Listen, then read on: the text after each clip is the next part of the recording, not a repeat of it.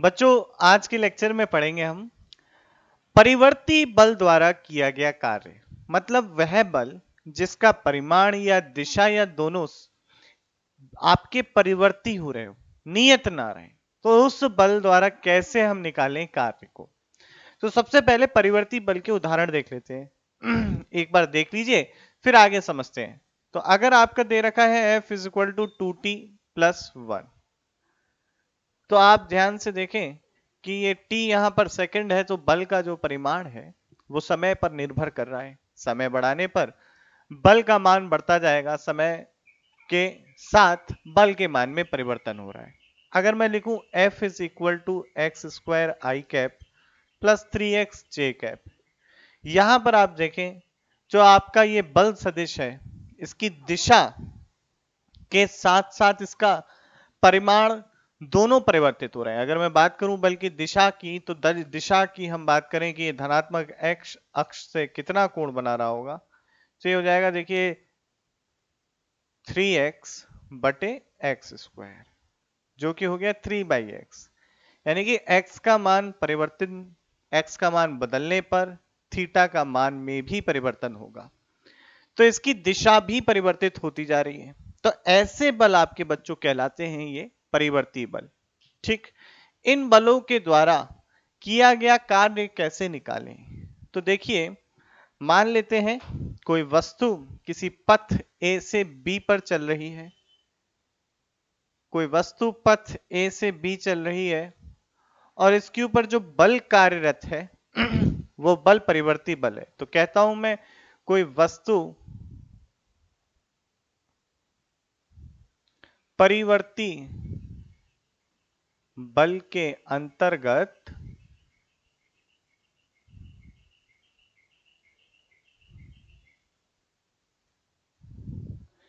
ए से बी चल रही है, अंतर्गत F बल के अंतर्गत,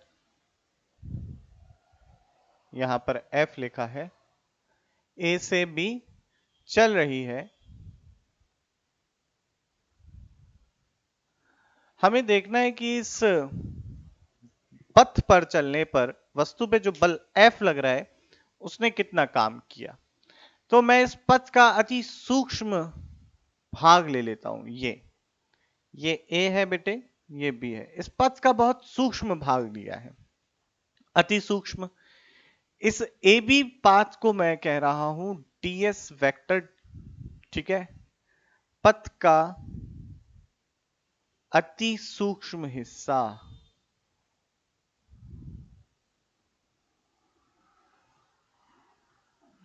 अति सूक्ष्म कितना होता है बच्चों? मतलब अगर मैं लिखूं 0.000000000001 मीटर, कई सारे जीरो लगाने के बाद एक 1 लगा देता हूं, तो बहुत छोटी ये राशि का मान बहुत छोटा हो जाता है। इतना ही छोटा मान मैंने लिया है ds। ये ds वेक्टर इतना ही मेरा छोटा है। मान लीजिए वस्तु पर जो बल इस स्थिति में कार्यरत है वो F है। तो इतने छोटे से विस्थापन पर, भाई मान लीजिए हमारा बल परिवर्तित हो रहा है, विस्थापन के साथ मान लीजिए परिवर्तित हो रहा है, तो इतने छोटे से विस्थापन पर बल के मान में परिवर्तन नगण्य मानते हैं। तो इस ds विस्थापन पर बल के मान में परिवर्तन हम नगण्य मानते हैं। तो हमें यहां पे पता चला कि जो डिस्प्लेसमेंट है ये ds है। ये रहा, मैं अलग से बना देता हूं यहां पर ताकि क्लियरिटी मेंटेन रहे बच्चों। तो ये ds वेक्टर मेरा यहां है बच्चों, और ये f वेक्टर कुछ इस तरीके से है, और इनके बीच का जो कोण है थीटा है।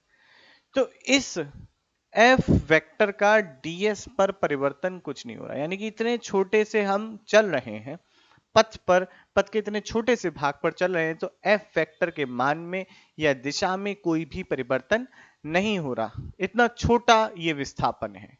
तो इस विस्थापन के दौरान वस्तु ने, भाई अति सूक्ष्म विस्थापन है तो अति सूक्ष्म कार्य किया होगा, dw है अति सूक्ष्म कार्य।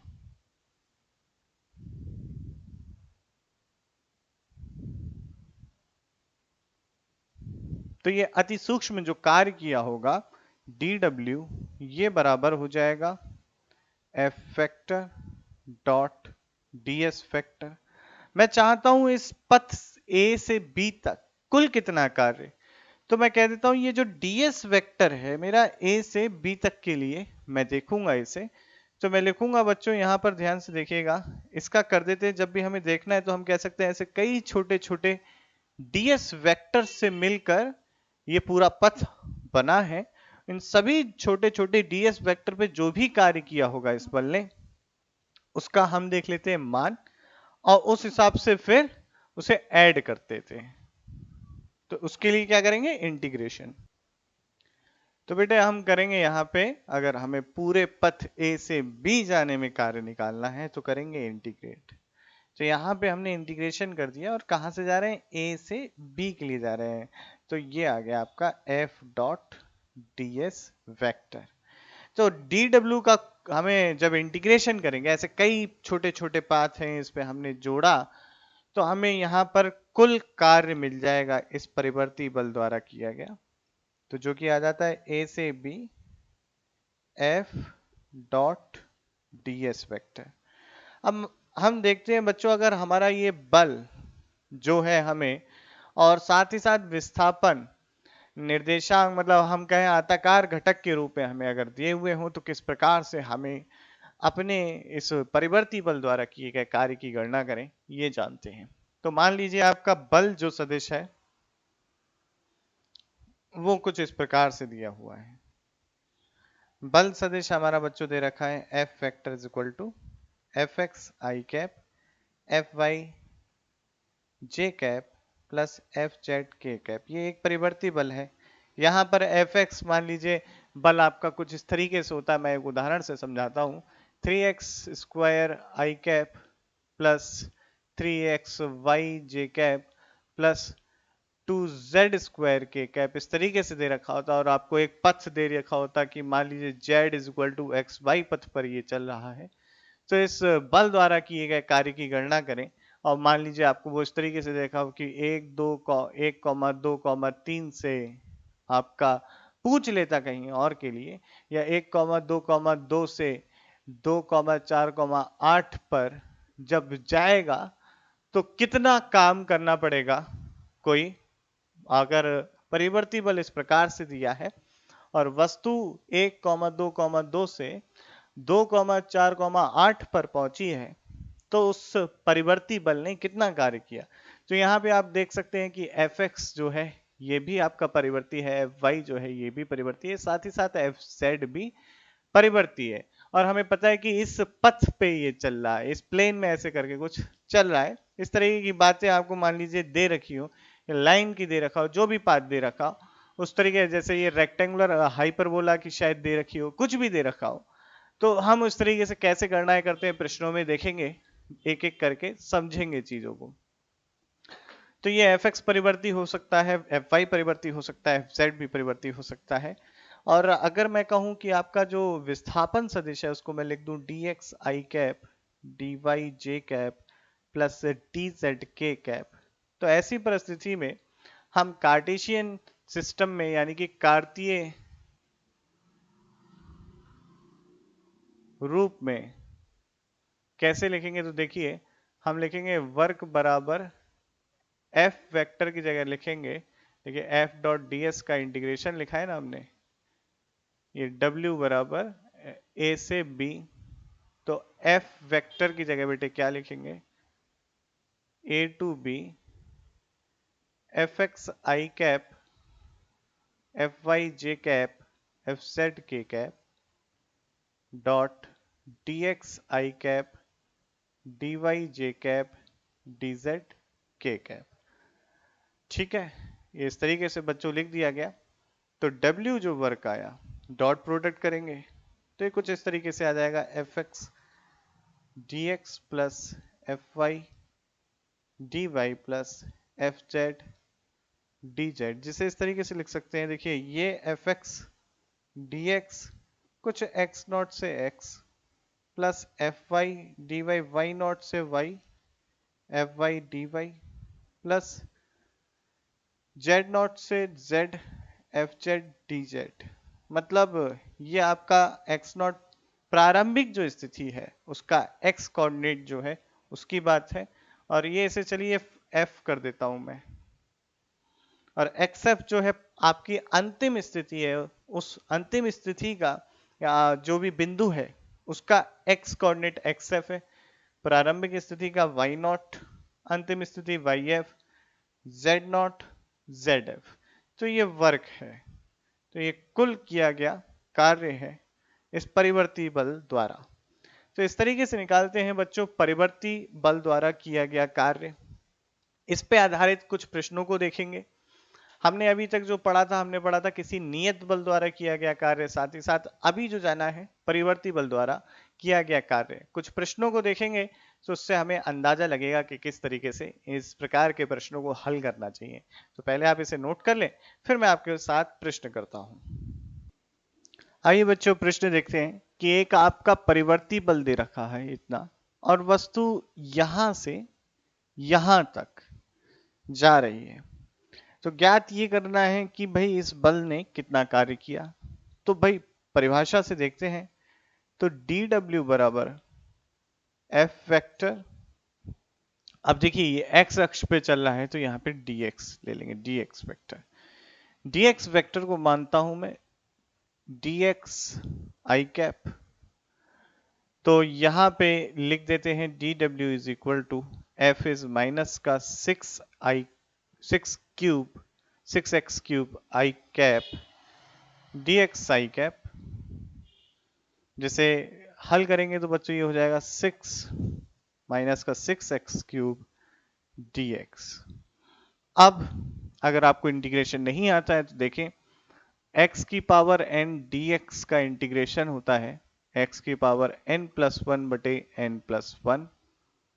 ये इंटीग्रेशन होता है। इस इंटीग्रेशन के सूत्र का इस्तेमाल करके हम इंटीग्रेट करेंगे तो w बराबर हमारा हो जाएगा माइनस का 6x क्यूब dx इंटीग्रेशन, और ये लगेगा 4 से -2, 4 से -2, माइनस का 6x क्यूब dx, और ये लिमिट लग रही है 4 से -2।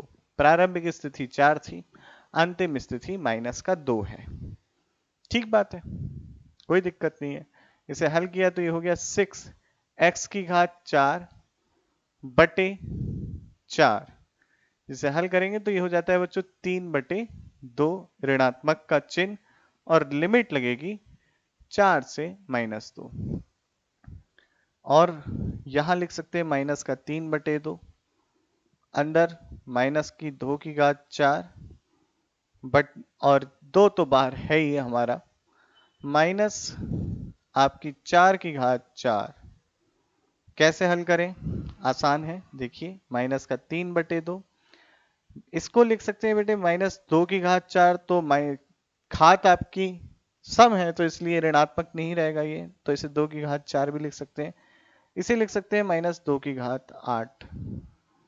2 की घात 4 कॉमन आ जाएगा तो माइनस का 3/2, 2 की घात 4 कॉमन जो कि 2 की घात 3 हो जाएगा, अंदर बचेगा 1, 2 की घात 4। जिसे और हल किया जा सकता है, और बच्चों ये बन जाता है माइनस का 3/2 से कट गया 2 की घात 8, 8 हो गया माइनस का 1, 2 की घात 4 16 होता है, -24 गुणा -15, माइनस माइनस प्लस 24 गुणा 15, जो कि हो जाता है 120 गुणा 3, ये 360 जूल। तो आपका ये इस परिवर्ती बल द्वारा किया गया बच्चों कार्य हो गया। तो हमने इस प्रकार से देखा कि किस प्रकार कैलकुलेट करते हैं, गणना करते हैं एक परिवर्ती बल द्वारा किए गए कार्य की। तो इसे आप नोट करें। कुछ और प्रश्न में लेके आता हूं, फटाफट से बच्चों इसे नोट कर लीजिए। बच्चों ये है एक और सवाल आप लोगों के सामने। एक बल सदिश देखिए, समय पे t जो यहाँ पर है समय दे रखा है, सेकंड में दे रखा है। इस तरीके से आपका बल जो है समय पे निर्भर कर रहा है, और आपका विस्थापन जो हो रहा है वस्तु का इस बल के अंतर्गत कुछ इस प्रकार से हो रहा है। तो ये पूछ रहा है कार्य बताएं, देखते हैं कितने समय में कार्य पूछा है। 0 से 2 सेकंड के बीच में, 0 से 2 सेकंड के बीच में कितना कार्य हुआ इस बल द्वारा वो देखना है। तो यहाँ पर बच्चों हमें विस्थापन नहीं दे रखा, स्थिति दे रखी है, पोजीशन वेक्टर दे रखा है। विस्थापन नहीं दे रखा है ये बच्चों, दे रखा है पोजीशन वेक्टर यानी कि स्थिति सदिश दे रखा है। तो हमें ज्ञात करना है कि विस्थापन क्या होगा। तो देखिए W बराबर आपका वर्क बराबर हमने पढ़ा था integration F dot ds, ds या dr। भाई ds क्या विस्थापन है, तो विस्थापन यानी कि स्थिति में परिवर्तन। तो इसके लिए हम कर देते हैं डिफरेंशिएशन। तो dr बाई dt करूंगा तो मुझे क्या मिलेगा बच्चों, ध्यान से देखो, ये मिल जाएगा 2 और t स्क्वायर का 2t, आई कैप ऐसे ही, और माइनस का 5j कांस्टेंट है तो इसका डिफरेंशिएशन यानी कि अवकल गुणांक 0 हो जाएगा। अब dr वेक्टर बच्चों लिखा जा सकता है, ये dt को इधर गुणा में ले जाएंगे तो 4t आई कैप dt, बस सारी वैल्यू को रख देना है। तो ये हो जाएगा 3t I cap plus 5j cap 4t I cap dot product साथ में dt। t की लिमिट 0 से 2 दे रखी है, तो ये लगा देंगे प्यारे बच्चों। मैं डॉट प्रोडक्ट कर ही लेता हूं, तो 3t dot 4t I cap, और यहां तो कुछ है नहीं तो ये 0 हो जाएगा, जो कि बराबर हो जाता है 12t स्क्वायर और साथ में dt इधर dt, और ये हो गया आपका 0 से t। फिर वही सूत्र का इस्तेमाल करते हुए देखें 12t क्यूब बाई 3, यहां पर लिमिट लगेगी 0 से 2, ये हो गया आपका 4 और 4 गुणा टी क्यूब यानी कि 2 का क्यूब जो कि हो जाता है आपका 32 जूल। तो इस फोर्स द्वारा किया गया जो वर्क है वो 32 जूल आ जाता है। तो बेटे हमने एक और प्रश्न देखा, इस प्रश्न को नोट करें, ये अच्छे प्रश्न है ना। तो इन क्वेश्चंस को नोट करें, फिर आगे बातचीत करते हैं और टॉपिक्स की। इसे नोट करें प्यारे बच्चों।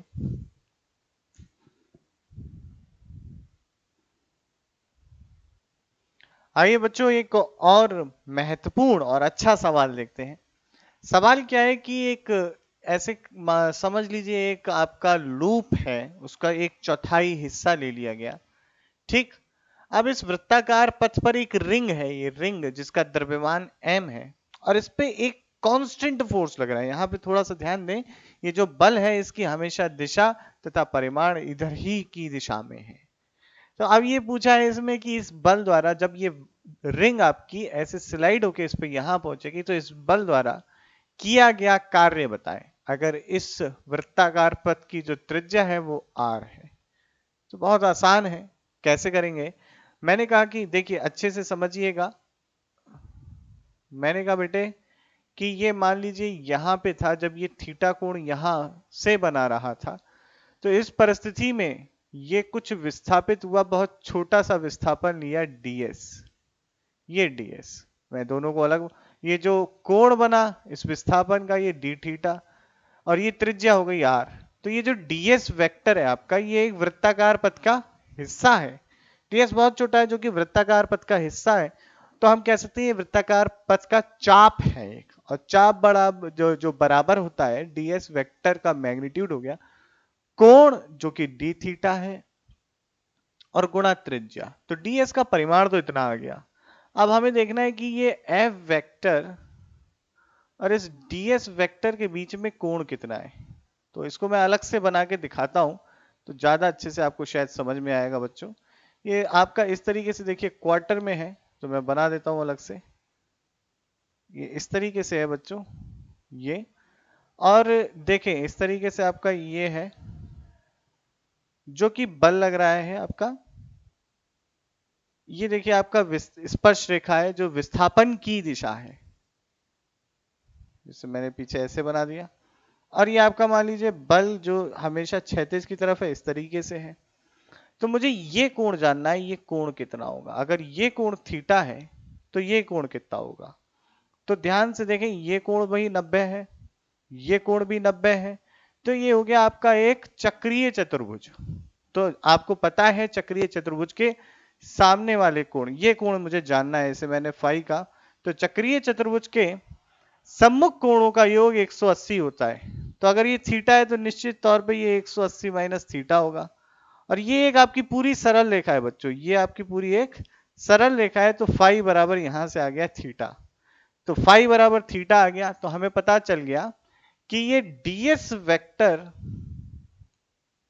और f वेक्टर के बीच में जो कोण है ये थीटा है। तो इस पथ पर चलने पर कितना कार्य हुआ, dw बराबर f ds cos theta. ds का मान रख देते हैं जो कि है r d theta, f r d theta, और ये हो गया cos थीटा। अब जा कहां से रहे हैं, तो जब ये कोण शून्य था वहां से जा रहे हैं, और जब कोण 90 हो जा रहा है उस पे जा रहे हैं। तो अगर हम देखें तो क्या होगा आपका वर्क, तो ये देखते हैं बच्चों, ध्यान से देखिएगा क्या होगा।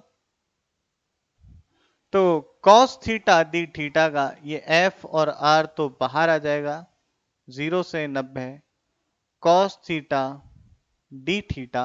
cos थीटा का बच्चों जो समाकलन होता है sin थीटा होता है, तो एफ आर साइन थीटा, और ये 0 से 90, जो कि बराबर हो गया एफ आर 1 माइनस 0, तो बराबर हो गया एफ आर। तो एक ये अच्छा प्रश्न है। तो देखिए हमने किस तरीके से कोण निकाला, सब कुछ निकाला। इस तरीके के प्रश्न आपके अंडरस्टैंडिंग को बढ़ाते हैं, तो इसे जरूर नोट करिएगा। मैं प्रश्न एक बार आपको समझाना, क्या वीडियो को दोबारा देख लेना यार, है ना। जहां से प्रश्न शुरू किया है, जहां पे भी डाउट है तो टाइम लिखना और कमेंट कर देना, मैं जरूर उसका जवाब दूंगा बच्चों। तो इसे नोट कर लीजिए। मैं अब आगे के टॉपिक की बात करता हूं, आप इसे पहले नोट करें बच्चों। अब एक और नए टॉपिक की बात करते हैं। टॉपिक का नाम है आरेखीय रूप से बल की गणना, माफ कीजिएगा कार्य की गणना है, यहाँ पे थोड़ा सा चेंज कर दें। आरेखीय रूप से कार्य की गणना।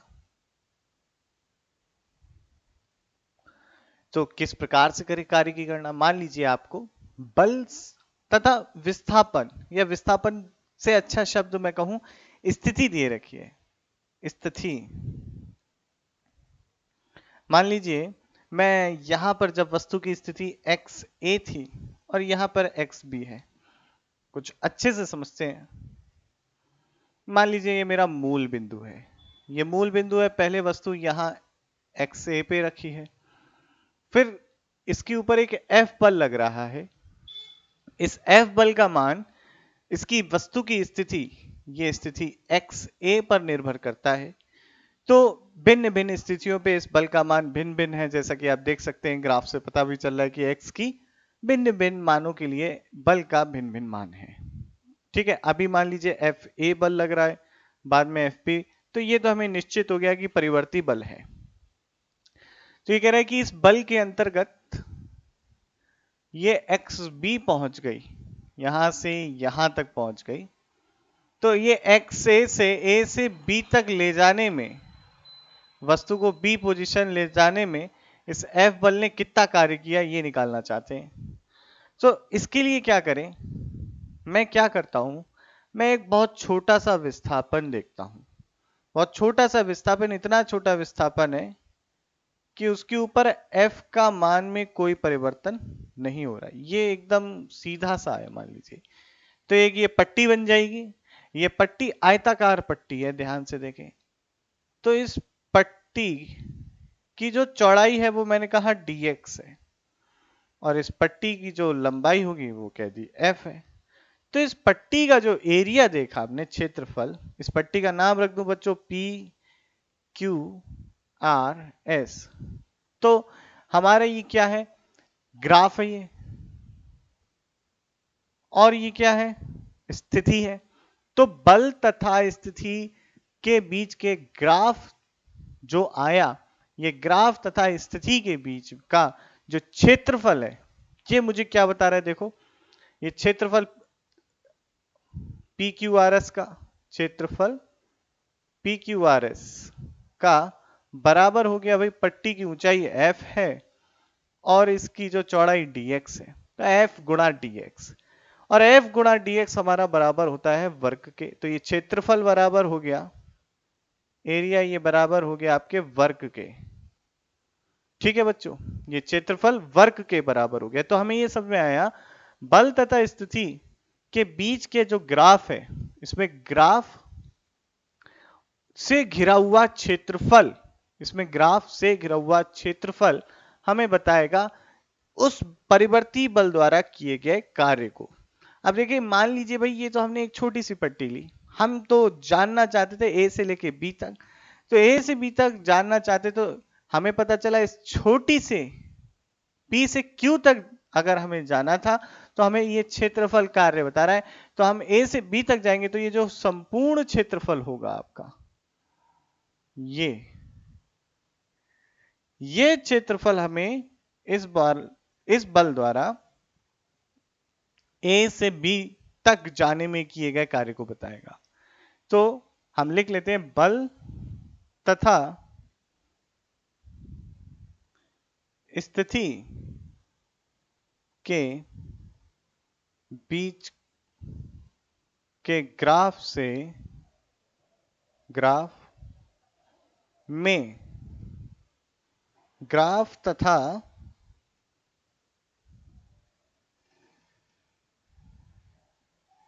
स्थिति सदिश स्थिति अक्ष के बीच घिरा हुआ क्षेत्रफल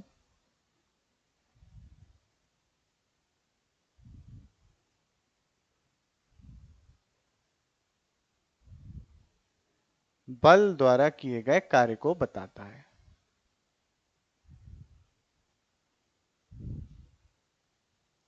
है ना बच्चों, ये आ गया बल द्वारा किए गए कार्य को बताता है।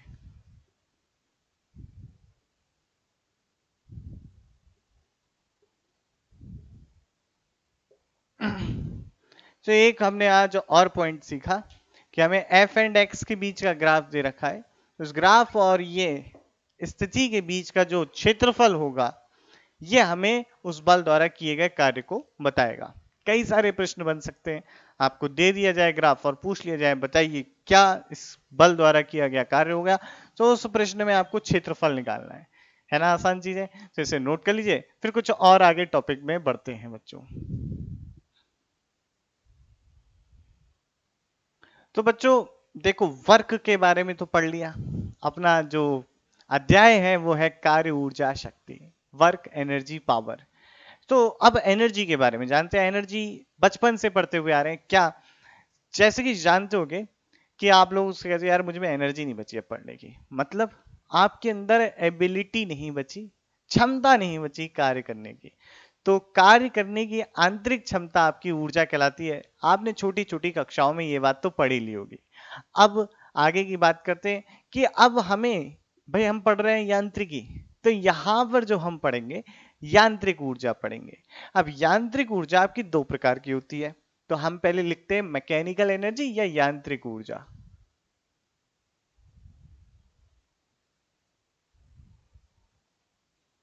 मैकेनिकल एनर्जी बच्चों सारी की सारे, अगर आपको फिर भी कहीं कोई पॉइंट रह जाए नोट करने के लिए, तो आप डिस्क्रिप्शन देख लेना। डिस्क्रिप्शन में मैंने पूरा का पूरा जो पढ़ाया है आपको मिल जाएगा, वहां से आप पढ़ सकते हैं। डिस्क्रिप्शन जरूर देखिएगा, आपको सारी चीजें समझ में आ जाएंगी। ठीक है, तो यांत्रिक ऊर्जा और मैकेनिकल एनर्जी। यांत्रिक ऊर्जा में सबसे पहली जो ऊर्जा है, यांत्रिक ऊर्जा दो प्रकार की होती है, गतिज ऊर्जा और दूसरी होती है आपकी स्थितिज ऊर्जा। स्थितिज ऊर्जा, यांत्रिक ऊर्जा, अब ये आपकी कहलाती है काइनेटिक एनर्जी और ये आपकी कहलाती है पोटेंशियल एनर्जी।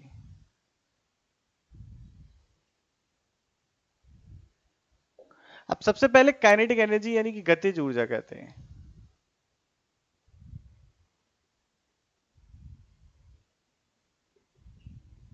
तो देखिए गतिज ऊर्जा क्या होती है।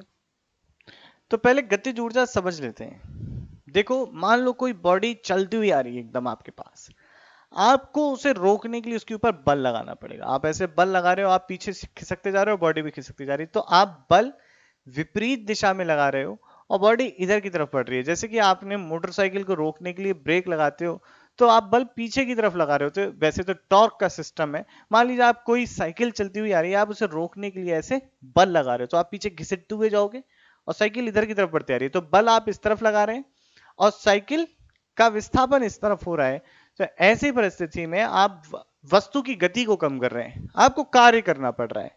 तो यानी कि उस वस्तु में कुछ ऊर्जा संचित थी, तो हमें उसके रोकने के लिए उसकी वो उसमें जो क्षमता है उसको कम करने के लिए बाह्य बल लगा के हमें कुछ कार्य करना पड़ रहा है। तो हम कह सकते हैं किसी वस्तु में उसके गति के कारण उसमें संचित ऊर्जा को हम गतिज ऊर्जा कहते हैं। आसान शब्दों में ये कहा जा सकता है। और अगर हम नापे ये कितने बराबर होगी, किसके बराबर होगी, तो उस वस्तु को रोकने के लिए, मान लीजिए वस्तु चलती आ रही है, उस वस्तु को रोकने के लिए सराउंडिंग यानी वातावरण ने जितने बल लगा के कुल कार्य किया, वो कार्य उस वस्तु में संचित ऊर्जा के बराबर होगा, जिसका मान हाफ mv² होता है। तो गतिज ऊर्जा क्या है? किसी गतिमान वस्तु में उसके गति के कारण संचित ऊर्जा को हम कहते हैं गतिज ऊर्जा। जिसको लिख लेते हैं, किसी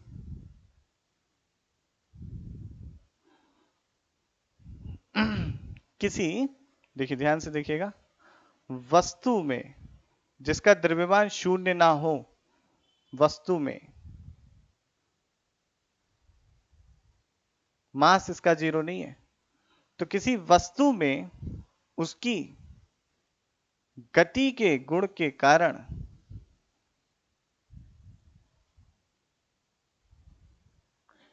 उसकी गति के कारण उसमें संचित ऊर्जा को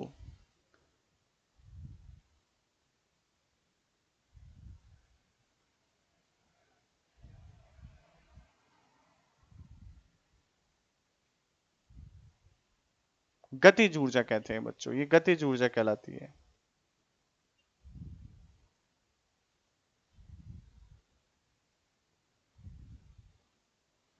अब गतिज ऊर्जा किसके बराबर होती है? तो बच्चों गतिज ऊर्जा बराबर होती है k बराबर हाफ mv²। तो आपकी काइनेटिक एनर्जी यानी कि गतिज ऊर्जा बराबर होती है हाफ mv² के। यह भी एक अदिश राशि है, इसका विमीय सूत्र भी वही है जो आपका कार्य का था, इसकी जो मात्रक है वही है जूल जो आपका कार्य का था। गतिज ऊर्जा से संबंधित कुछ और बातों को जानते हैं, महत्वपूर्ण बिंदुओं को। तो पहला बिंदु ये है बच्चों कि आपकी गतिज ऊर्जा कुछ इस तरीके से भी लिखी जा सकती है, हाफ m v.v। v.v क्या है? देखिए मैंने आपको बताया भी था कि अगर किसी वेक्टर का उसी से अदिश गुणन कर दें तो उस वेक्टर के परिमाण का वर्ग मिल जाता है हमें। बच्चों कुछ और महत्वपूर्ण बात बताता हूं कि क्या किसी वस्तु की जो गतिज ऊर्जा है वो किसी ऑब्जर्वर के लिए 0 और किसी ऑब्जर्वर के लिए नॉन 0 हो सकती है? वास्तव में हो सकती है। ध्यान से देखें तो आपकी जो वेग है वह हमारी ऑब्जर्वर डिपेंडेंट है, यानी कि एक सापेक्ष राशि है। ठीक है, तो हम किसी ऑब्जर्वर के रेस्पेक्ट में बात करते हैं, हम किसी प्रेक्षणकर्ता के सापेक्ष हम वेग की बात करते हैं। तो अगर हो सकता है, देखिए एक उदाहरण से समझिएगा कि मान लीजिए दो वस्तुएं चल रही हैं, इस वस्तु का द्रव्यमान 1 kg है, ये 2 मीटर पर सेकंड से चल रही है, और ये एक वस्तु है जो 2 मीटर पर सेकंड से चल रही है। और यहां पर पहले जो आपका अवलोकन करता है, जो देख रहा है इनके गति को, तो यहां पर देखा वो कहेगा अच्छा इसका वेग क्या है 2 मीटर पर सेकंड और इसका द्रव्यमान ये है, तो इसकी गतिज ऊर्जा हो गई हाफ mv² से 1/2 v का मान जो है वो 2 है, तो ये हो जाएगा 2 जूल। अब वो अगर प्रेक्षण करता यहां बैठ जाए तो उसके लिए इस प्रेक्षण करता की भी गति 2 मीटर पर सेकंड होगी, लेकिन इसके रेस्पेक्ट में, इसके सापेक्ष इसका आपेक्षिक वेग 0 हो जाएगा। इसका आपेक्षिक वेग शून्य हो जाएगा, अतः गतिज ऊर्जा शून्य हो जाएगी। तो ये एक बहुत महत्वपूर्ण बिंदु है कि आपकी गतिज ऊर्जा निर्देश फ्रेम पर निर्भर करती है। गतिज ऊर्जा इस वाले सेकंड केस में क्या हो जाएगी, 0 हो जाएगी। ठीक है, क्योंकि इसका आपेक्षिक वेग देखिए 2 में 1, 2 माइनस 2 जो कि शून्य हो जाता है। तो ये एक महत्वपूर्ण बात है कि गतिज ऊर्जा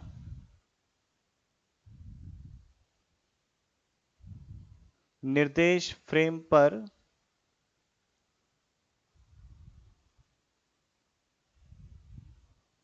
निर्भर करती है।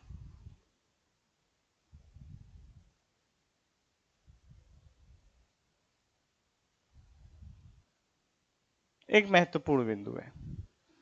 ठीक, तो क्या कार्य भी आपका निर्देश फ्रेम पर निर्भर करता है?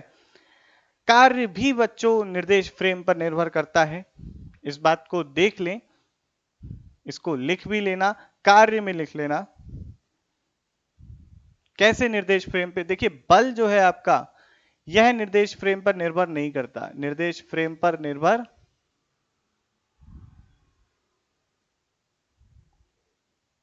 निर्भर नहीं करता,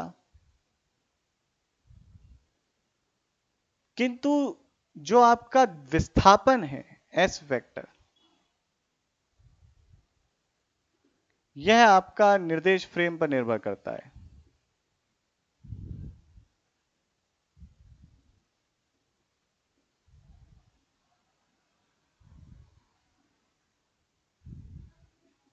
अतः कार्य भी आपका निर्देश फ्रेम पर निर्भर करता है। तो यहां पर लिख लें, एक महत्वपूर्ण बिंदु है, कार्य निर्देश फ्रेम पर निर्भर करता है। कार्य आपका बच्चों निर्देश फ्रेम पर निर्भर करता है, गतिज ऊर्जा भी निर्देश फ्रेम पर निर्भर करती है। और बातें जानते हैं गतिज ऊर्जा के बारे में। तो देखिए गतिज ऊर्जा के बारे में और जाने, यदि कोई आपका ऑब्जर्वर v नॉट वेलोसिटी से चल रहा है, v नॉट किसका है, अवलोकन प्रेक्षण करता का वेग, ठीक है, जिसे मैंने कह दिया ये 1, और आपका कोई वस्तु है जिसका द्रव्यमान m है, इसका वेग, ये दोनों ग्राउंड के रेस्पेक्ट में है, तो इसका वेग जो है v है, तो इसे मैंने कह दिया v2। तो मैं देखना चाहता हूं इस प्रेक्षणकर्ता के सापेक्ष इस वस्तु की गतिज ऊर्जा क्या होगी। बहुत पॉइंट इंपॉर्टेंट बता रहा हूं बच्चों, ज्यादातर आपको किताबों में नहीं मिलेगा। आपको अच्छी किताबों से मैंने खोज खोज के सामग्री निकाली है, वही आपके सामने प्रस्तुत कर रहा हूं, तो ध्यान से समझिएगा, बहुत इंपॉर्टेंट है। नीट के पॉइंट ऑफ व्यू से भी बहुत इंपॉर्टेंट है, जेई के पॉइंट ऑफ व्यू से भी बहुत इंपॉर्टेंट है, तो जान एकदम ध्यान से देखिएगा बच्चों। तो काइनेटिक एनर्जी यानी कि गतिज ऊर्जा किसके सापेक्ष, एक के सापेक्ष, इस प्रेक्षणकर्ता के सापेक्ष, मैंने ke1 लिख दी,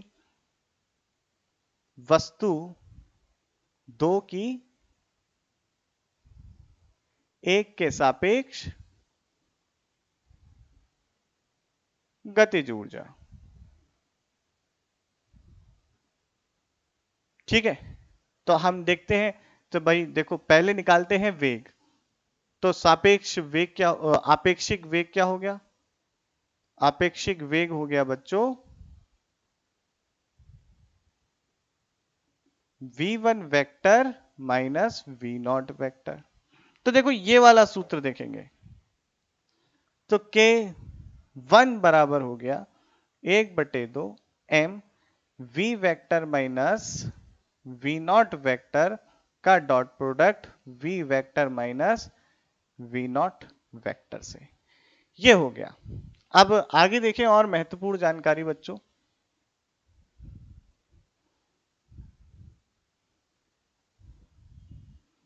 वो क्या है कि अगर मान लीजिए ये v वेक्टर आपका कुछ इस दिशा में है, मान लीजिए v वेक्टर आपका इस दिशा में है, वी नॉट वेक्टर आपका इस दिशा में, यानी कि वस्तु इस वेग से इस दिशा में जा रही है और आपका जो ऑब्जर्वर है वो इस दिशा में जा रहा है, तो इस ऑब्जर्वर के रेस्पेक्ट में वस्तु का गतिज ऊर्जा क्या होगी ये देखना चाहते हैं, और इनके बीच में कोण है थीटा।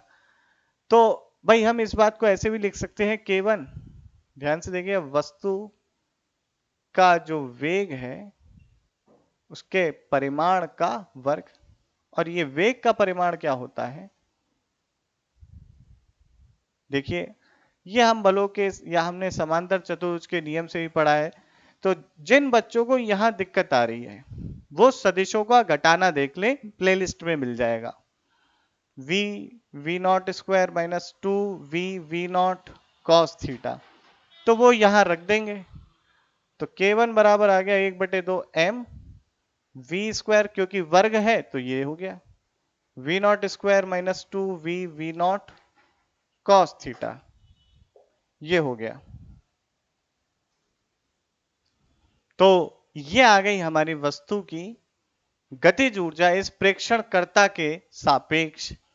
तो वस्तु की आपेक्षिक हमारे पास गतिज ऊर्जा बच्चों मिल गई। तो जब बच्चों मैं आपको reference frame, centre of mass का पढ़ाऊंगा तब ये सारी चीजें बहुत काम में आने वाली हैं बच्चों, याद रखिएगा। आईआईटी जेईई अगर आपका सपना है तो ये आपको आना चाहिए। आईआईटी जेईई अगर आपका सपना है तो ये आपको आना चाहिए, निश्चित तौर पे आना चाहिए। अगर आप विद्यार्थी नीट के हैं तो आपके लिए इतनी इंफॉर्मेशन बच्चों काफी है, इसके आगे आप जरूरत नहीं है। अगर देखना चाहे तो देख लें, बहुत से प्रश्न आसान हो जाते हैं इस सिद्धांतों का प्रयोग करके, इसे नोट कर सकते हैं बच्चों। ध्यान से मेहनत से पढ़िएगा। आज के लेक्चर में बच्चों इतना ही रखता हूं गतिज ऊर्जा के बारे में। एक दो पॉइंट और है वो बता देता हूं फिर जाऊंगा। देखो मुझे अभी आपसे बात करते करते याद आया। तो देखिए अगर वस्तु का एक और इंपॉर्टेंट पॉइंट है, यदि वस्तु का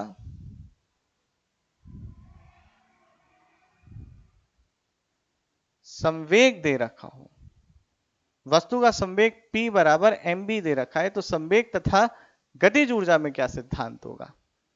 तो देखें ये संवेग इस तरीके से दे रखा है, गतिज ऊर्जा आपकी होती है ये, तो वेक्टर P का परिमाण बराबर P बराबर mv है। तो आप देखिए दोनों तरफ अगर वर्ग कर दें तो P स्क्वायर बराबर m स्क्वायर v स्क्वायर हो गया, और अगर एक 2m से दोनों तरफ भाग दे दें तो ये हो जाएगा 1/2 mv स्क्वायर, जो कि बराबर हो गया गतिज ऊर्जा के काइनेटिक एनर्जी। तो आपकी गतिज ऊर्जा बराबर होती है, गतिज ऊर्जा बराबर होती है P स्क्वायर बाई 2m, जिसे पुनः लिखा जा सकता है P डॉट P बटे 2m के। ठीक है, और देखें कुछ पॉइंट और इंपॉर्टेंट है। आगे का पॉइंट देखें कि हम अगर संवेग का परिमाण लिखना चाहते तो लिखेंगे स्क्वायर रूट ऑफ, यानी कि 2 गुणा वस्तु की गतिज ऊर्जा गुणा द्रव्यमान बराबर हो जाएगा, इन सब का वर्गमूल बराबर हो जाएगा आपके संवेग के। तो यहां पर हमने सारी चीजें बच्चों अब डिस्कस कर ली हैं काइनेटिक एनर्जी के बारे में। और कुछ बातें होंगी सवालों की तरफ देख लेंगे, सवालों में देख लेंगे। गतिज ऊर्जा के लिए अभी इतना ही। अब अगले जो वीडियो में देखेंगे बच्चों, हम देखेंगे कि क्या है कार्य गतिज ऊर्जा प्रमेय, वर्क एनर्जी थ्योरम, ठीक है, या कार्य ऊर्जा प्रमेय क्या है इसके बारे में जानेंगे। अभी के लिए इतना ही। मेहनत से पढ़िए, देश के लिए पढ़िए। जय हिंद।